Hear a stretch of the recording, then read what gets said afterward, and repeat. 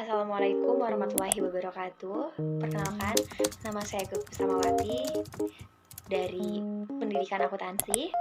Di sini saya akan membahas mengenai akuntansi dasar sebagai pertemuan pertama untuk perkenalan kita. Mudah-mudahan kita di hari ini bisa berdinamika belajar bersama, mengupas sedikit demi sedikit mengenai akuntansi.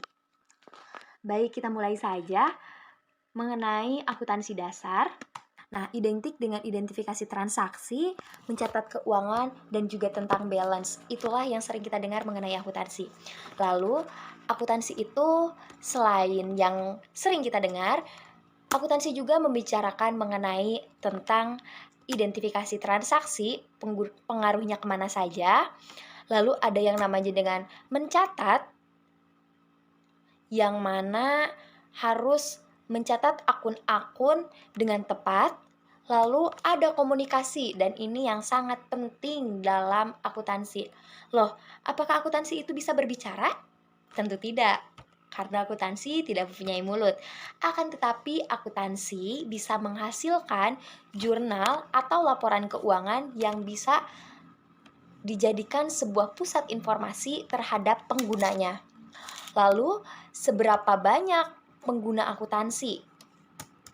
Nah, pengguna akuntansi ini bisa kita lihat dalam beberapa sisi. Yang pertama, dalam sisi internal yang ada CEO, manager, finance, dan juga human research.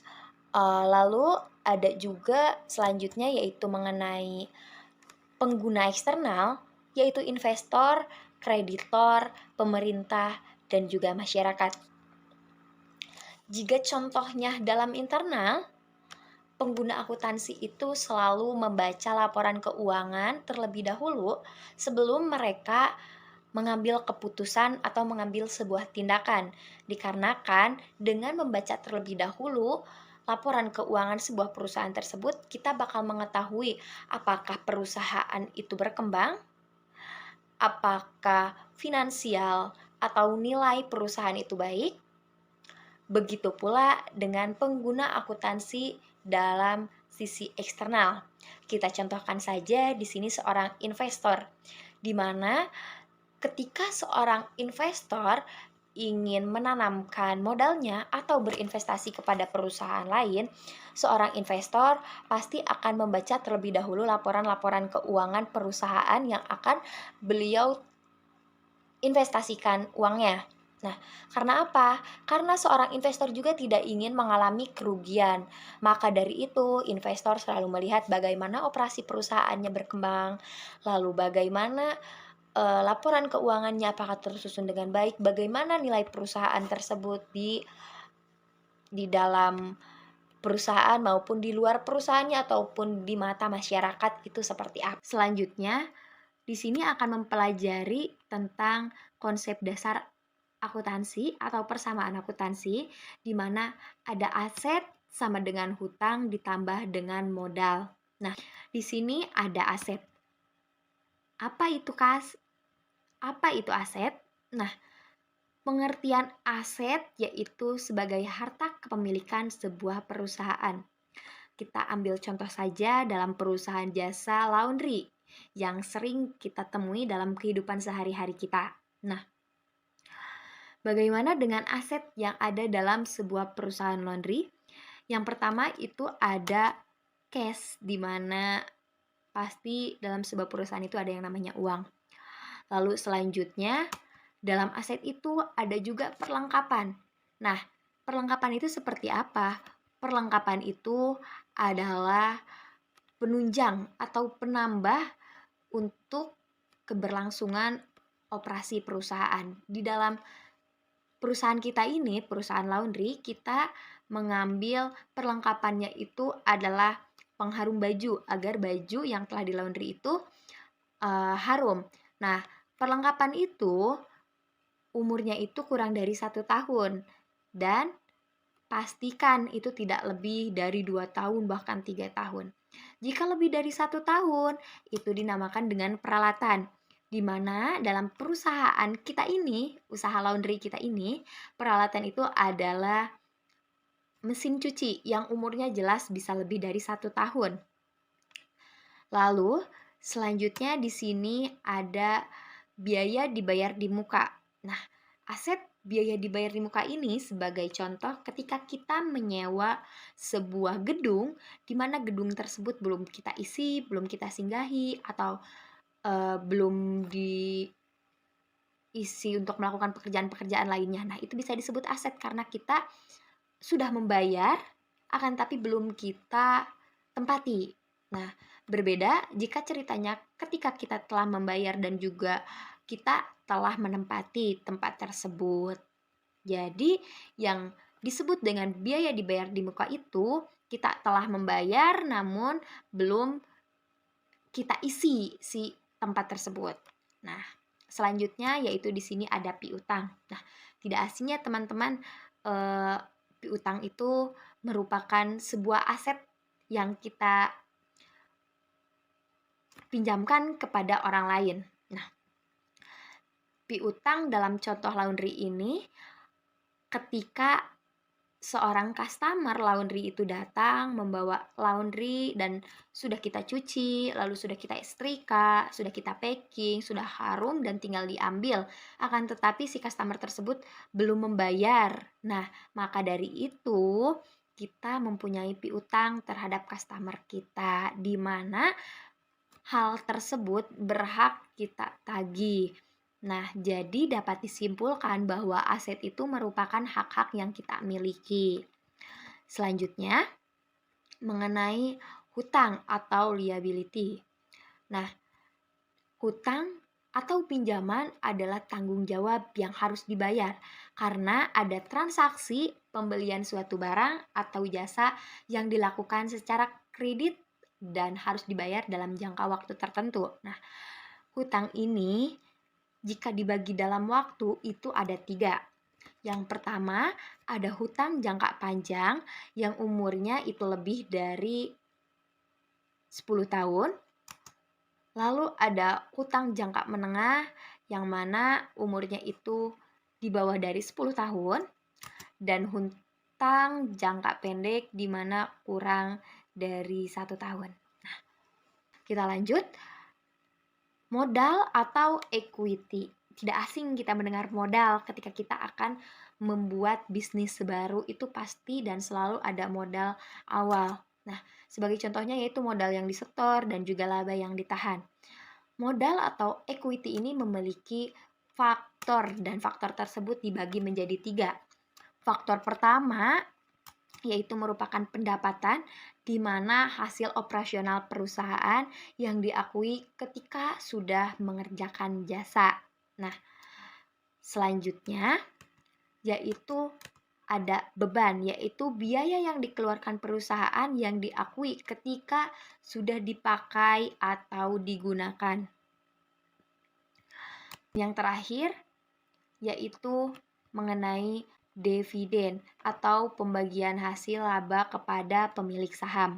Nah, selanjutnya yaitu mengenai contoh aset sama dengan hutang ditambah modal.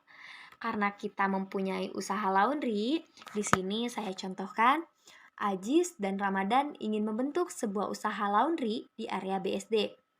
Saat diskusi, mereka menyepakati dana yang akan diberikan. Lalu, Ajis akan menginvestasikan dana sebesar 30 juta serta peralatannya sebesar 15 juta. Dan Ramadan akan menginvestasikan uang tunai sebesar 20 juta. Akhirnya dalam diskusi mereka memutuskan untuk membentuk bisnis ini dengan nama AMR Laundry. Nah, dalam pencatatan akuntansinya akan terjadi transaksi-transaksi seperti berikut.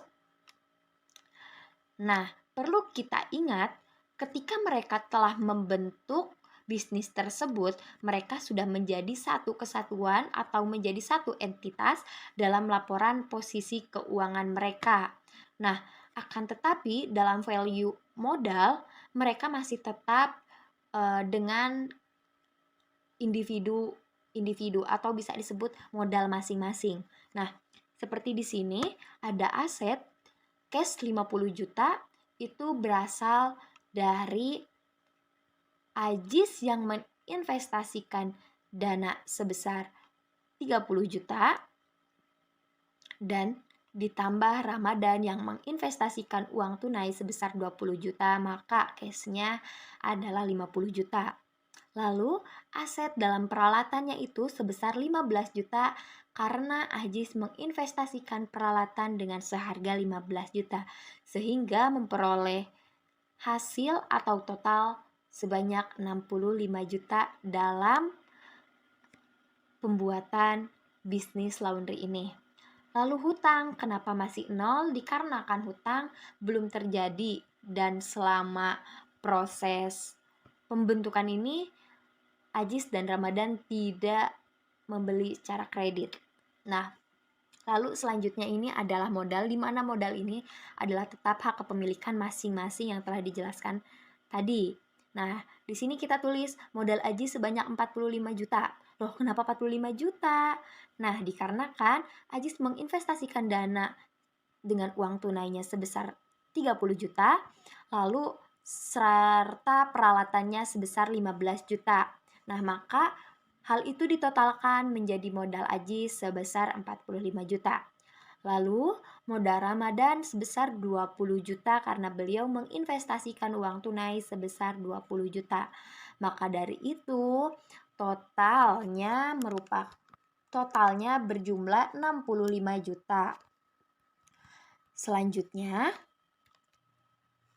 kita ingat kembali dasar akuntansi merupakan aset sama dengan hutang ditambah dengan modal, dan diingat bahwa modal memiliki 3 faktor, yaitu jika pendapatan bertambah, dividen berkurang, dan beban pun berkurang. Nah, di sini ada salah satu contoh mengenai pembelian peralatan kredit, di mana aset jika bertambah, maka di posisi sebelah kanan pun akan bertambah. Nah,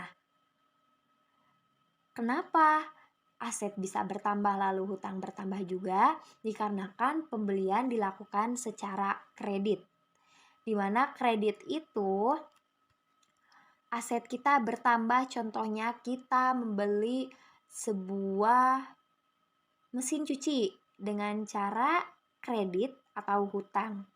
Nah, maka hutang kita bertambah karena mesin cuci yang kita beli itu belum dibayar. Akan tetapi aset kita bertambah karena mesin cucinya telah menjadi milik kita walaupun dibeli secara kredit. Nah, bisa dipahami ya.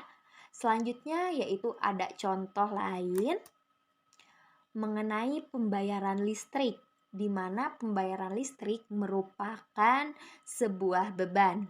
Nah, perlu diingat kembali bahwa modal itu bertambah jika mendapatkan pendapatan, berkurang jika mendapatkan beban, dan berkurang juga jika ada dividen. Atau dividen pun bisa bertambah sesuai dengan transaksi yang terjadi.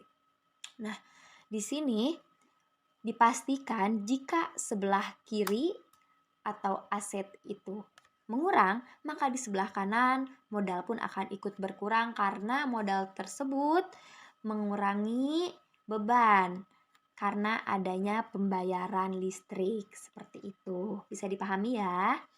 Nah, selanjutnya materi kita akan kita bahas di pertemuan selanjutnya mengenai hutang yang akan kita bahas tuntas. Baik, buku panduan yang saya gunakan merupakan Financial Accounting IFRS Edition 3E dengan saya Ke Kusamawati melalui video pembelajaran melalui PowerPoint. Mudah-mudahan bisa bermanfaat untuk kita semua. Amin.